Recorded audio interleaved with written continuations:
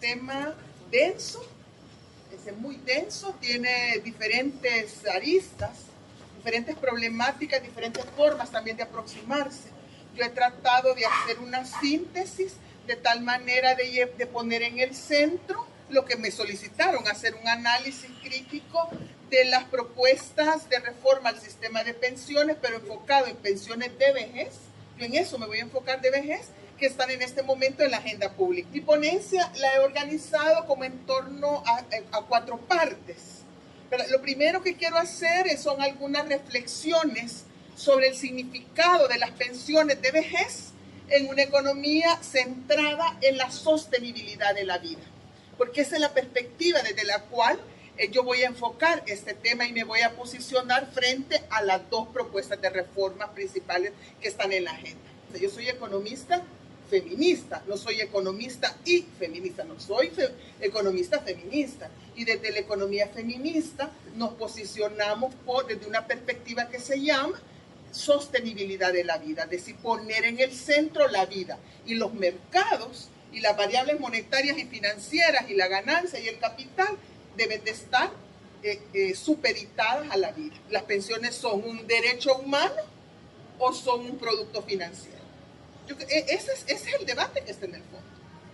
Y lamentablemente, como también lo planteaba el doctor, es que esto no es lo que estamos debatiendo. Aquí estamos debatiendo que si la comisión debe ser 1% más, 1% menos, que si es mixto. Pero nadie está debatiendo en la pensión de fondo qué son las pensiones de vejez. ¿Son un derecho o son un producto financiero? Entonces, una economía, he insistido tanto en esto, una economía centrada en la sostenibilidad de la vida, ¿qué es? Bueno, le llamamos a esto, es una forma de analizar el funcionamiento de un sistema económico. Hay diferentes maneras de hacerlo, desde la perspectiva neoclásica, desde la perspectiva marxista, muchos enfoques de análisis. Este es uno más, no es el enfoque, no, un enfoque. Entonces, es una forma de analizar el funcionamiento de un sistema económico en donde el foco de análisis no son los mercados, no son los mercados, sino que son los procesos que satisfacen necesidades vitales de las personas. Y ojo que estoy hablando de necesidades vitales, no estoy hablando de necesidades básicas, porque si hablamos de necesidades básicas, comer, ¿qué es lo que dicen? Comer, dormir, vestirse, ¿no? Y ahí se terminó todo. No, es que las necesidades vitales pasan por necesidades básicas, necesidades fisiológicas, como la alimentación, pero también incluye necesidades como las necesidades de la protección, las necesidades de la seguridad, de la educación para la vida, del sentirse seguro, del sentirse protegido, incluso del cariño, si quiere. Entonces, el foco de análisis, repito, no son los mercados, sino que son los procesos que satisfacen necesidades vitales de las personas y que permiten el bienestar de las personas a lo largo del ciclo natural de sus vidas. Nacemos y nos morimos. Pero en medio de todo eso, que es ese ciclo de la vida humana, las personas pasamos diferentes etapas, ¿verdad? Y debemos de vivir esas diferentes etapas del ciclo natural de la vida de manera plena, de manera digna y con significado humano. Nuestra vida tiene que tener un significado humano. Y todo lo demás, los mercados, las transacciones, los bancos, el comercio internacional, las finanzas, las discusiones sobre sostenibilidad, etcétera, etcétera, están supeditadas. No tienen la centralidad, sino que la centralidad es la vida. Así de sencillo es la vida. Las pensiones, en esta perspectiva, las pensiones son un derecho de la perspectiva de la sostenibilidad de la vida. Es una cantidad de dinero que las personas reciben en la etapa final del ciclo de sus vidas y que tiene como finalidad garantizarles la satisfacción de necesidades vitales, porque hay que comprarlas. Muchas de esas cosas pasan por el mercado. Claro que hay que comprarlas y para eso hay que tener esa cantidad de dinero, pero no es el mercado, sino que el centro es asegurar que en la etapa final de la vida se pueda tener plenitud, dignidad y una vida también con significado. Entonces, el derecho, por tanto, si el derecho a una pensión es un derecho humano, eso tiene implicaciones, porque los derechos humanos son universales, son inalienables, a nadie se le puede separar de su derecho, son irrenunciables, imprescriptibles e indivisibles. Vienen en un paquete completo, ¿verdad? Entonces, eso tiene implicaciones, hablar de derecho, de que la pensión es un derecho humano, pero nos separa de esas visiones de pensión en donde solo si usted cotiza, entonces usted tiene una pensión. Y entonces quiere decir, ¿cómo maneja el otro paquete de lo universal, para empezar? O las personas que envejecen y que no han tenido un trabajo asalariado, entonces no tienen derecho a esa vida digna al final de la vida y deben de dedicarse a pedir limosna en las calles o en las aceras. O sea, es que esas son las cosas que tendremos que estar pensando y debatiendo. Entonces, los procesos que sostienen la vida son invisibles para la economía convencional. En esto lo que no alcanza a ver la economía convencional es todo: la salud, la alimentación, los cuidados, la protección de la niñez, la protección de las personas que tienen enfermedades crónicas, ¿verdad? Entonces todo esto es lo que sostiene la vida. ¿Por qué? Porque en estas teorías convencionales se parte de un supuesto que se llama el hombre económico, el homus economicus, se llama el homo economicus. Y ese homo económico es un ser racional, así lo dicen todas las teorías, sobre todo la neoclásica me voy a enfatizar aquí, porque la marxista tiene otra postura de clases sociales, ¿verdad? Pero en el caso de la teoría neoclásica, de las cuales se analizan las pensiones y las propuestas de pensiones, lo que tenemos son el homo economicus. Y este hombre económico no tiene necesidades, lo que tiene son preferencias. ¿Usted qué prefiere? ¿Un sistema público o un sistema privado? Solamente tiene opciones. Nunca es niño, nunca se enferma, nunca envejece y menos se muere. Sobre esos fundamentos está construida toda la teoría económica. Y cada vez que les dicen que dejen que los economistas hagan este análisis, porque este análisis es técnico, ahí tengan miedo. Ahí empieza el temor. Porque si los economistas, la mayoría de mis colegas, que tienen este herramental teórico del hombre económico, si lo dejan haciendo eso, híjole, perdona, pero es que el hombre económico no se jubila y no tiene necesidades. Entonces ahí tenemos, pues, entonces cuidado, porque este tema no es técnico, este tema es político y es un tema de economía política. Bueno, ya el doctor ya nos ha adelantado eso. Entonces, para la economía convencional, las pensiones no son un derecho, las pensiones son un producto financiero. Son algo que uno podría decir una mercancía, pero llamémosle exactamente. Las mercancías son productos financieros, así como el ahorro programado, así como los seguros de los vehículos, los seguros contra incendio, así como las inversiones. Es un producto financiero. ¿Por qué? Y por tanto, como es producto financiero, ¿verdad? Debe administrarse para obtener rentabilidad. Y de esa rentabilidad va a depender el monto de la pensión y la duración de la pensión. Entonces, todo es un tema de inversiones. ¿A dónde lo invertimos? Entonces, las personas no son titulares de derechos. Las personas son clientes, cuyos derechos dependen de su capacidad de contribuir a un fondo de pensión. Si usted no contribuye a un fondo de pensión, no tiene ningún derecho. Y en el momento que se le acaban sus ahorros de su cuenta individual, en ese momento deja de tener derecho y pasa al Estado.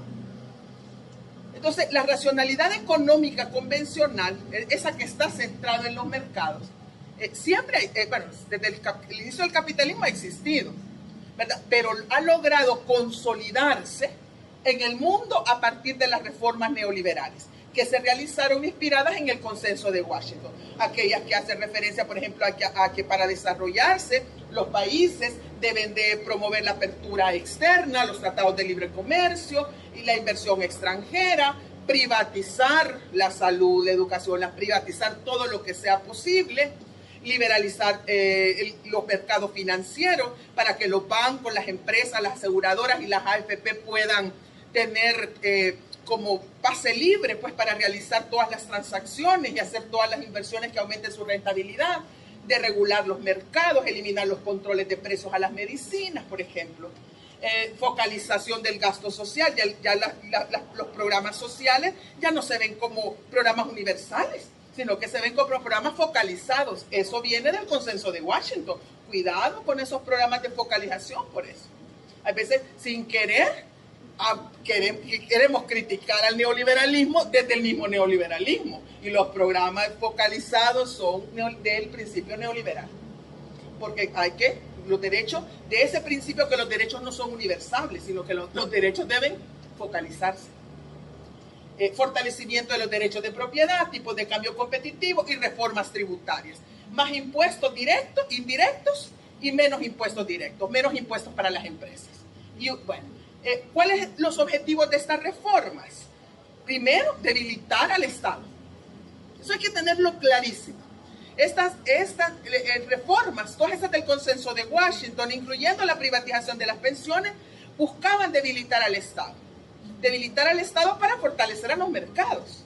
¿Y cómo debilitar al Estado? Primero, fiscalmente, es decir, eliminándole o debilitando las bases impositivas, las fuentes de la recaudación fiscal. Cuando eliminan los impuestos a las importaciones o los reducen al mínimo, pues le quitan una fuente de ingresos al Estado. Cuando privatizaron las telecomunicaciones, le quitaron otra fuente de ingresos al Estado. Cuando eliminaron el impuesto al patrimonio, también debilitaron fiscalmente al Estado, etc. Y debilitarlo también políticamente, ¿verdad? Porque cuando les empiezan a quitarle la posibilidad de hacer política económica en función de objetivos nacionales, que fue el caso, por ejemplo, cuando dolarizaron la economía, cuando le quitan al Estado la posibilidad de hacer política monetaria. ¿Por qué? Porque el Estado no controla la masa monetaria, la cantidad de dinero que hay en circulación en El Salvador, no la controla el Estado, como la controlaba antes a través del Banco Central de Reserva. ¿Quién controla la cantidad de dinero que está en circulación? Los bancos. Los bancos, ellos a través del crédito, ellos deciden a dónde, cada vez que ellos abren créditos, ellos no es que le dan a la gente la cantidad de dinero, sino que abren una cuenta. Y la gente empieza a retirar de ahí o empiezan a hacer transacciones desde una tarjeta o desde una tarjeta de débito. Y entonces el aumento en el crédito o cuando deciden contraer el crédito, entonces, ahí están haciendo la política monetaria. Si es que la política monetaria está privatizada, así de sencillamente ellos deciden cuándo comprar bonos al Estado, cuándo le compran deuda para darle liquidez al gobierno, y ellos deciden también si no le compran y le quitan liquidez al gobierno. Entonces existe política monetaria, el problema es que está privatizada. Entonces, eso es debilitar al Estado.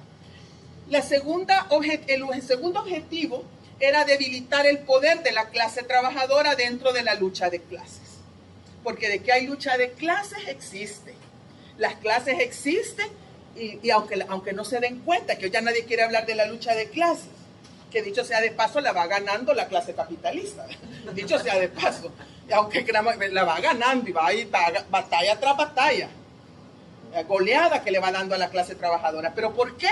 Porque ha debilitado, porque todas estas reformas debilitaron a la clase trabajadora. Solo les doy el ejemplo de la reforma de pensiones.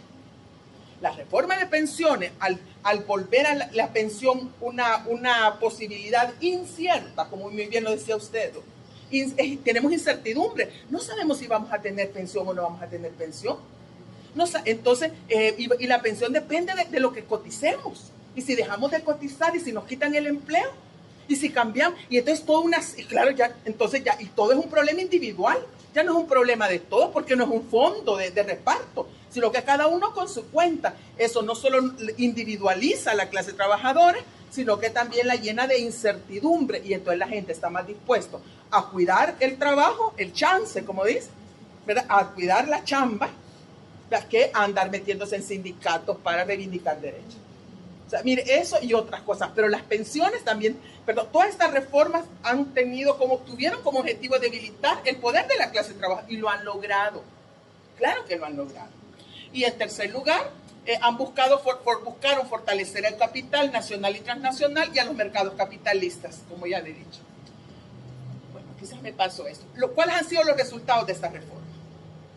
Primero, los ultrarricos han aumentado en El Salvador. O sea, fortalecieron al capital y a los grandes capitales. En El Salvador, por ejemplo, solo tengo este dato de que, por ejemplo, entre de 2015 a 2016, el número de ultrarricos pasó de 150 a 160 personas y están clasificados en la revista Forbes de Centroamérica. En su conjunto, estos ultra ricos acumulan una riqueza financiera. Financiera es solo se llama activos líquidos. Aquí no significa los yates que tienen, las joyas, los aviones, los helicópteros, las casas, no. Es riqueza financiera en dinero, en liquidez. ¿Verdad? Eso es lo que tienen en las cuentas. Eso que tienen o de bonos o de inversiones, pero que se pueden realizar fácilmente. En 2015 eran de 21.000 millones de dólares. 21.000 millones de dólares. ¿Qué es 21.000 millones de dólares? Pues eso equivale al 87% del Producto Interno Bruto del año 2015, equivale a 18.8 veces la inversión pública en salud, a 26.7 veces la destinada a educación. En El Salvador, un multimillonario ahora percibe ingresos promedio que son 4.000 veces superiores a los que recibe el 20% más pobre. Y el salario mínimo vigente en El Salvador cubre apenas el 66% del salario que se requiere para que un hogar salga de la pobreza. Eso es lo que ha generado la reforma. Además, ha generado un sistema tributario injusto. El 52% de los ingresos tributarios provienen de impuestos indirectos al consumo y de bienes y servicios, del IVA. Mientras que los impuestos directos son también regresivos. Porque uno dice, pero al menos que pagan la renta, vean la renta. Las sociedades anónimas tienen una tasa de tributación efectiva promedio sobre la renta de 2.5%. En teoría deberían de pagar el 30%, pero después de todas las deducciones que les permite el Ministerio de Hacienda, que puedan hacer, incluyendo los programas de responsabilidad social empresarial, terminan pagando 2.5%, mientras que los asalariados y asalariadas, como creo la mayoría de quienes estamos aquí, tenemos una tributación efectiva promedio de la renta de 19.6%. O sea, los que tienen más tributan proporcionalmente menos, y los que tenemos menos proporcionalmente tributamos más, y eso es injusto. Bueno, eso es lo primero. Ha generado un sistema de tributación injusta y una ultra riqueza a la par de una ultra pobreza. Segunda resultado, ha generado un endeudamiento público creciente. Esta gráfica nos muestra el financiamiento, la deuda pública desde los periodos de Alfredo Cristiani, pasando por Calderón Sol, Francisco Flores, Saca y Mauricio Furi. Si ustedes notan, el gran salto en el endeudamiento público aparece en la época de Francisco Flores. Y esto coincide con dos cosas. El inicio de pagar el costo financiero de la privatización de pensiones, porque llegó el momento ahí en que el Estado tenía que seguir pagando las pensiones de los jubilados y jubiladas del antiguo sistema, de las pensiones, y de las pensiones de las personas que tuvo que seguir pagando eso, que se estaban acumulando, y ya no tenía fondos ya no recibía ingresos para financiarla, y de dónde lo iba a sacar, entonces antes lo hubiera hecho con política monetaria, le hubiera pedido dinero prestado al Banco Central de Reserva, y el Banco Central de Reserva hubiera emitido bonos, hubiera comprado los bonos del gobierno, y el Estado hubiera tenido liquidez. Pero como después de eso, en 2001, este mismo señor, Francisco Flores, privatizó la política monetaria, entonces ya el gobierno ya no pudo tener acceso a ese financiamiento y tuvo ahora que recurrir a los bancos nacionales e internacionales y a los inversionistas para financiar, y ahí es donde se dispara todo el endeudamiento. Y entonces vean esto, este es el saldo de la deuda pública.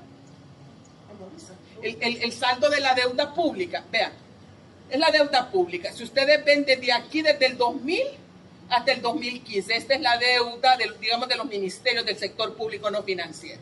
Estos son los bonos, y miren la rosada relativamente se mantiene constante, pero vean la que crece, lo que va en amarillo. ¿Para qué se destina esta deuda que está en amarillo? Para pagar las pensiones vitalicias de las personas jubiladas del ISSSTE y del INPEP, para el pago de las pensiones mínimas vitalicias, que es de $207, a las personas jubiladas en las AFP, a los que se les terminan los fondos de sus cuentas individuales. Para eso se presta. Ya se presta para pagar. Porque esto es lo que hay, este es el problema de la deuda pública. Este endeudamiento creciente que ha hecho que el país caiga en una cosa que Salvador Arias le llama la trampa de la deuda pública, porque es una trampa la que lleva, eso de que usted va como una bola de nieve que se va incrementando, llevó finalmente al gobierno a esta situación, al impago. Claro que es una cuestión de tiempo, es una cuestión, y obligaron al gobierno, pero ven cómo siguen debilitando al Estado, porque entonces en lugar de más endeudamiento, lo obligan a que reduzca el presupuesto de instituciones públicas, le quita la Procuraduría de Derechos Humanos, a la Procuraduría General de la República, al Ministerio de Salud y al Ministerio de Educación y al Ministerio del Medio Ambiente y otros que no quiero. Lo que le hayan quitado al Ejército me parece la mejor decisión que ha habido, ¿verdad? Deberían de desaparecerlo. Eso sí no necesitamos, es que no lo necesitamos, ¿verdad? Lo necesitamos, pero salud sí necesitamos y educación muchísima necesitamos, ¿verdad? Entonces, esa es la crisis. Entonces, ahora bien, ¿pero qué ha pasado con las pensiones? Mire, para privatizar se vendieron fantasías. Así como, mire, y después de mucho esfuerzo usted va a llegar al final de su vida, ¿verdad? ¿Qué es lo que va a querer? Ir de viaje, pasarle en restaurantes y en cenas, disfrutar. Así vendían las, ¿verdad? Y mire, usted aquí va a tener sus ahorros y una vez que entren a las AFP, así se van a hacer los cochinitos. Todo eso era publicidad de las AFP. Eso se llama publicidad engañosa. Dijeron que las pensiones serían mayores que en el sistema público, que aumentaría la cobertura, que aumentaría el ahorro nacional, que se podía destinar al desarrollo y un montón de tonterías, tal como lo que prometen ahora. 19 años después de privatizar las pensiones, el derecho a una pensión de vejez se ha consolidado como un privilegio, no como un derecho. Es decir, solamente se benefician o se beneficiarán de una pensión de vejez las personas que en el pasado cotizaron al sistema de reparto o que después de 1998 cotizaron al sistema de capitalización individual. Y eso solamente es el 23% de la población económicamente activa, de las personas que están en edad de trabajar, ¿verdad? Y que no lo están haciendo. Entonces, de cada 100 personas en edad de trabajar, solo 23 personas cotizan al sistema de pensión. 23, y aquí venimos de derecho. Pues sí, pero hay que pensar también en los 77 restantes no tendrán pensión de vejez y tendrán que sostenerse al final de su vida, a donde vamos todos y todas, con sus ahorros personales, que aquí hay muy baja capacidad de ahorrar, con los ingresos de su trabajo, porque van a tener que seguir trabajando hasta morir, con la ayuda familiar o de la mendicidad.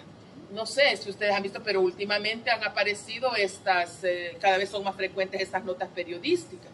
Y por ejemplo, pacientes de la tercera edad son abandonados en el hospital Sacamil, ¿verdad? Y dice, el hospital mensualmente dice un promedio de 3 pacientes de la tercera edad que son atendidos y después de dar el alta y sus familiares ya no se presentaron a traerlos y ya no los encontraron. Y no hay asilos, no hay centros de cuidado de adultos mayores, porque el presupuesto no hay para eso. Y además, bueno, aquí está este otro señor, ¿verdad? Que así es como viven. Así es como viven. Y esas personas, no tienen derecho a una vida plena, digna y feliz. Bueno, ahora vamos a los que están cotizando. De cada 10 personas que llegan a la edad de jubilación, de cada 10 que si llegan a la edad de jubilación y han cotizado, 6 no cumple con el requisito de tiempo de cotización para tener derecho a una pensión mensual. De cada 10, 6 no tienen, o sea, sí han cotizado, pero no tienen la edad, no tienen el tiempo de cotización, que son 25 años. Y entonces, si no tienen el tiempo de cotización, entonces se les devuelve el monto de los ahorros de la cuenta individual y de las cotizaciones al Fondo Social para la Vivienda. Le dan su dinero, un cheque. Y eso tendrá que aguantarles hasta que se mueran. Entonces le dicen, ponga una tienda, haga una microempresa, vaya, y la gente... Sí. Y además, pero sucede algo más cruel, y es que a estas personas se les niega el derecho a cotizar en el Seguro Social y el derecho a seguir recibiendo los beneficios de atención en salud. Se les saca, porque no tienen. Y las otras 4 personas, te creen, 4 sí logran, ¿verdad? 4 logran, de 4 sí pueden tener una pensión. O sea, estas cosas más que incertidumbre, estas cosas de pánico. Para quienes tienen el tiempo de cotización, las pensiones son insuficientes. Los salvadoreños y salvadoreñas que han trabajado y cotizado durante 25 años consecutivos, cuando se jubilen apenas podrán percibir, esto lo voy a modificar, este no es el 40, es el 30%.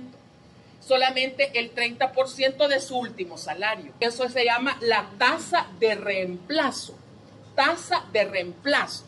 Tasa de reemplazo es el porcentaje de los últimos 18 meses o de no sé cuántos años de cotización, o 10 años de cotización, el promedio, cuánto le va a quedar de jubilación. Es el 30%. Y los fondos de las cuentas individuales se les van a terminar 10 años después. Aquí hay un caso, aquí estos son cálculos elaborados por un profesor de la UCA, el doctor Francisco Lazo, que nos ha hecho estos cálculos, y nos dice lo siguiente: por ejemplo, una mujer llega a la edad de retiro a los 55 años. La pensión que tiene se le acaba a los 65 años. Porque dura solo 10 años, solo eso dura. A una tasa de reemplazo del 30%. A los 65 años se le ha acabado, pero ella va a vivir hasta los 85 años. Hasta los 85 años. Quiere decir que le quedan 20 años de sobrevivencia. ¿Y cómo va a vivir esos 20 años de sobrevivencia? Las AFP se lavan las manos, no, hasta aquí llegamos, y entonces entra el Estado. Y el Estado va a tener que financiar esos 20 años con una pensión mínima que es de $207. Un hombre se jubila a los 60 años, ¿verdad?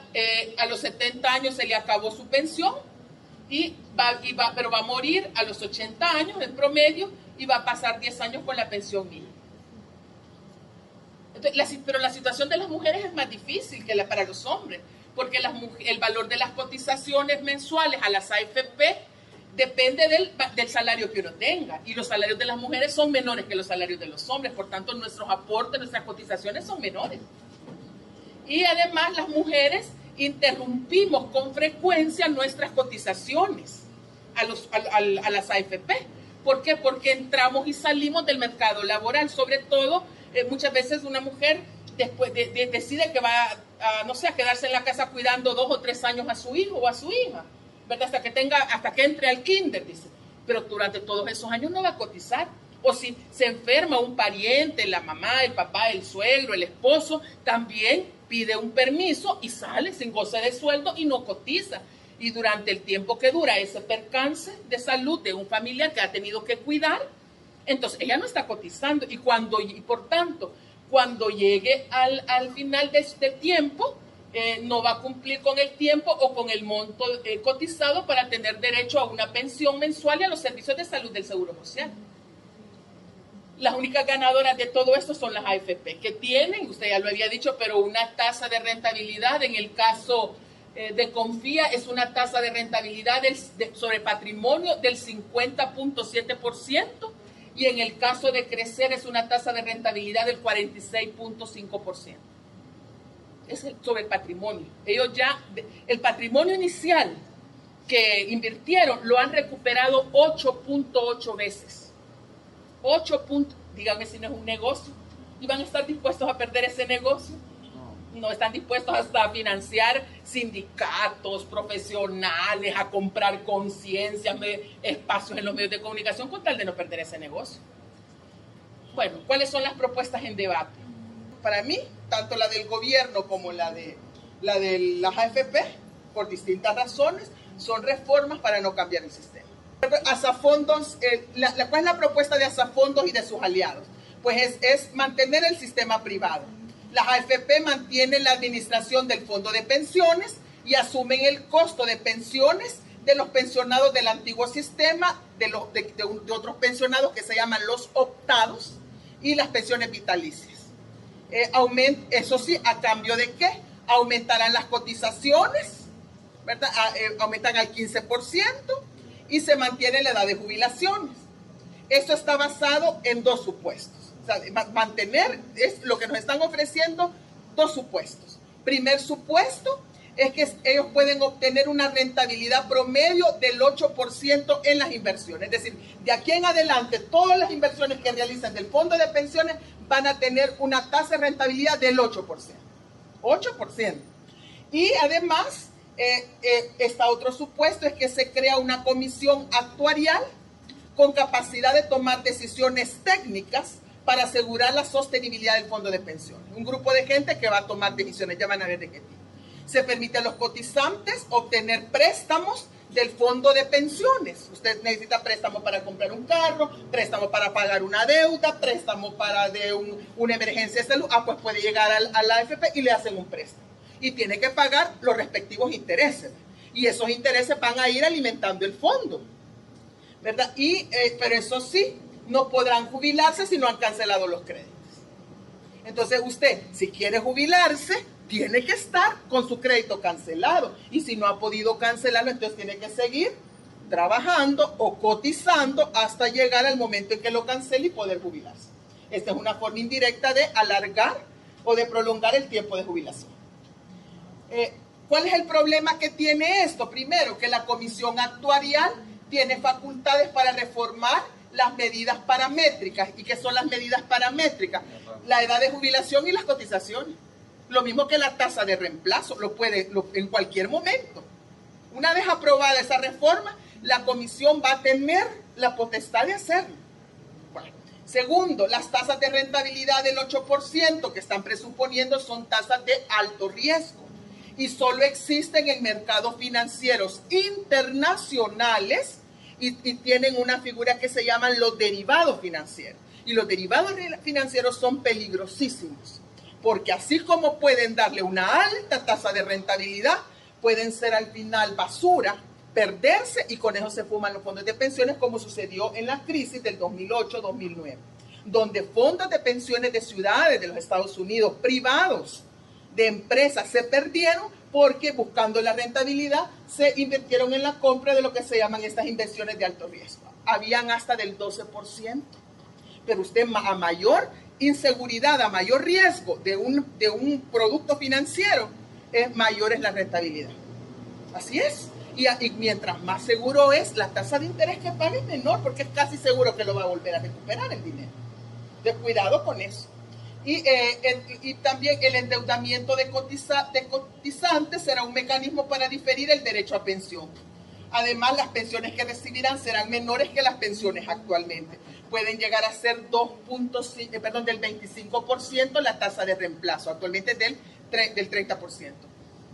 Y la disminución en las pensiones, y también se está proponiendo que dicen las AFP que se hacen cargo de los pensionados, ya tanto de optados como del sistema público-privado, pero proponen una reducción del 25% en las pensiones que actualmente obtienen.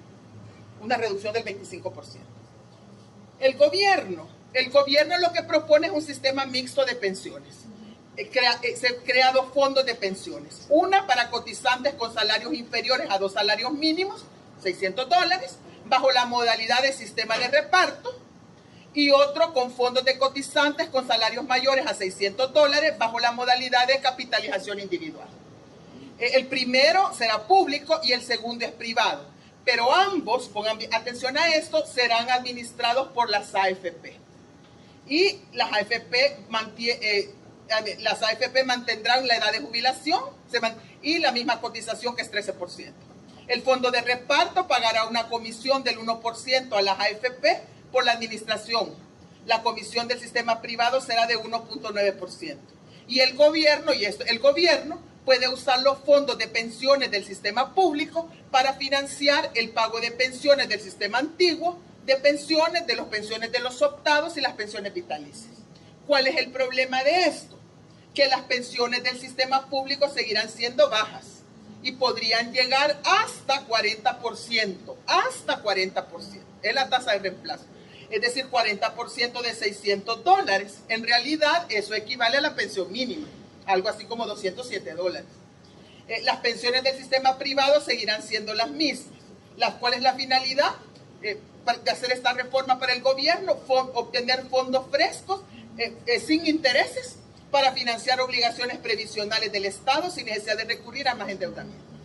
Esas son ¿Cuáles son aspectos comunes de esta demanda, de ambas propuestas? Primero, las pensiones siguen siendo un privilegio, no un derecho universal. Segundo, no incluyen componentes no contributivos. Es decir, tienen pensiones únicamente para quienes tienen capacidad de contribuir, pero no incluyen el componente solidario, que es pagar pensiones a las personas que no pueden contribuir. Y tercero, no cuestiona el modelo privatizador de las pensiones, puesto que le da incluso el fondo de reparto que lo financian las AFP. Habráse visto.